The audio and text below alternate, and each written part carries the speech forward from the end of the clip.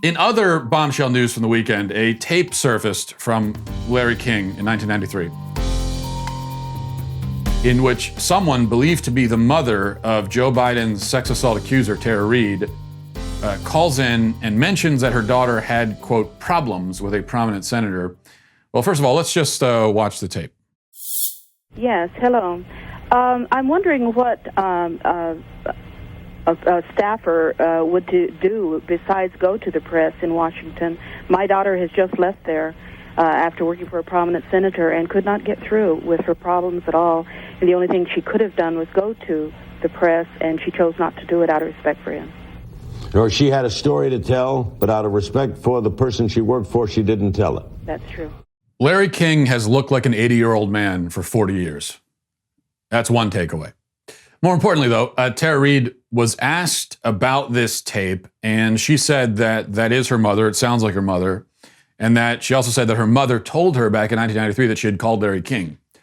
And Tara Reade says she was upset about that at the time, which, of course, you can imagine. I think I would be, too, if I told my mother something like that, and then she turns around and calls a cable news show.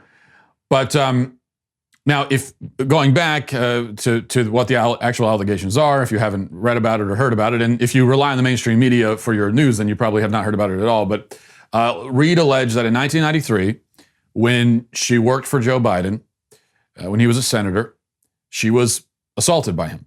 He pushed her up against a wall, grabbed her under her skirt. Won't go into the graphic details, but you can, that's the gist of it. Assaulted her, and then when it was over, told her, according to Reade, Biden told her that she means nothing to him, and then she was shortly let go from her job after that happened. That's the claim, and this is the latest piece of evidence supporting it. Now, does this prove anything? Obviously not. We don't even know for sure who it is on that tape. I mean, we're told that it's her mother. We don't know that she doesn't identify herself that way. We don't know for sure what senator she's referring to or what problem she's referring to. But it is circumstantial evidence supporting Reade's story. And I want you to imagine, okay, if you hear that tape and you think, that's no big deal. Okay, well, just imagine for a moment. Imagine if during the Kavanaugh hearings, okay, tape surfaced of Christine Ford's mom 30 years ago calling into a radio show or something and mentioning cryptically that her daughter had some trouble with boys at a party. Imagine that. Imagine how the media would react to that.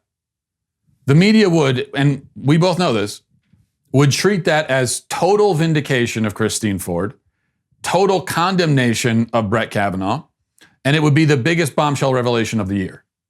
We all know that. How do you think the media has reacted to this story? Well, they haven't really reacted much at all. In fact, do you think the media has even asked Joe Biden about any of this on camera directly? No, they haven't.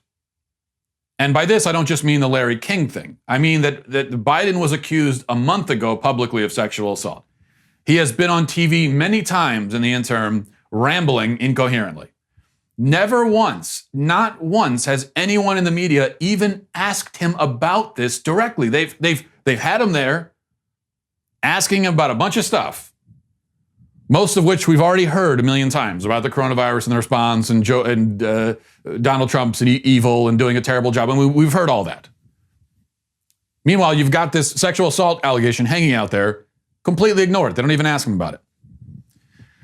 Yes, they have asked in order to provide themselves cover, they've asked his campaign about it. They've asked for statements, and the campaign has issued statements. But that's not the same thing at all. Asking Biden himself on camera directly is an entirely different ballgame, and they haven't done that. And why haven't they done it? Because they know that it's Joe Biden we're talking about. And they know he's liable to say anything. They know his denial probably will not seem very convincing, whether he did it or not. So they're helping him out. They're just doing him a solid by not bringing it up. Trump's contempt for these people is again proven entirely justified. Well, I hope you enjoyed that clip from the Matt Walsh Show. If you did, go ahead and hit that subscribe button right down there so you can stay up to date on all of our future content.